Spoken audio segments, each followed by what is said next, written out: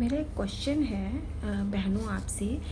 कि जो माताएं और बहनें ये बोलती हैं कि नहीं मेरा बेटा तो कुछ काम करता ही नहीं है और मतलब मेरे बेटे की तो कुछ आता ही नहीं, वो पढ़ता इतना था कि मैंने उससे कभी कुछ काम नहीं कराया, उसको तो एक गिलास पानी हाथ से अपने उठा के लेना नहीं आता, उसके पास टाइम ही नहीं होता था, वो इतना पढ़ता था, वो इतना पढ़ाई में अच्छा था कि वो पढ़ ही रहा था। और बड़े प्राउड से बताती हैं इस चीज़ को कि नहीं इसे इसे इसे तो कुछ नहीं आता, ये तो कभी हमने इससे काम कराया ही नहीं है। और जब वही शादी के लिए फिर देखने जाती हैं लड़की, तो उसकी तो पूरी क्लास की हाँ तुम्हें क्या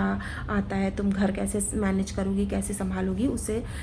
सब मतलब उससे सारे क्वेश्चन किए जाते हैं। तो ये बताइए कि जब वो आपका बेटा पढ़ रहा था उसी टाइम पे वो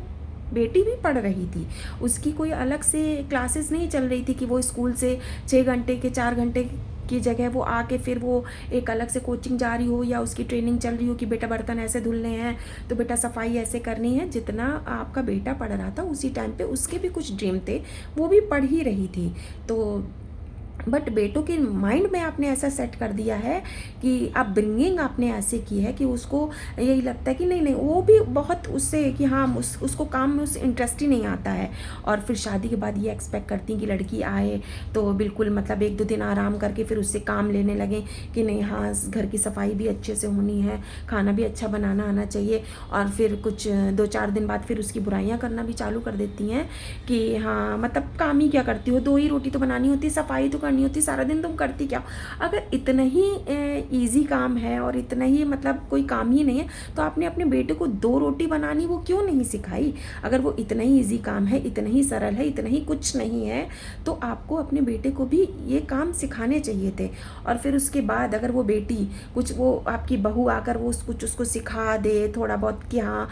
मतलब हेल्प भी ज़रूरी होती है कि हमें अकेले नहीं करना है काम, या किचन में आपकी भी हेल्प ज़रूरी होती है, उसकी भी वैल्यू करना सिखा दे उसको थोड़ा बहुत। हाँ है तो बड़ा उससे कि नाराज़ हो जाती है कि हाँ मेरे बेटे ने तो मेरे राज में तो एक गिलास पानी उठा के भी नहीं पिया, और आज की ये लड़की आई है तो बताओ मेरे बेटे से क्या बनवा रही है, चाय बनवा रही है। और उसको मतलब किचन में अपने साथ ही कभी कभी ले जाती है और ऐसे करके उसको किचन का भी काम आ रहा है तो वो सफाई में भी उसकी हेल्प कर रहा है तो वो बुरा मान जाती हैं। और फिर ये सब देख कर ही ना आजकल लड़कियां शादी की तरफ से तो बिल्कुल उनका मन ही हटता जा रहा है। बस उनका रहता है कि हाँ सेल्फ इंडिपेंडेंट बने,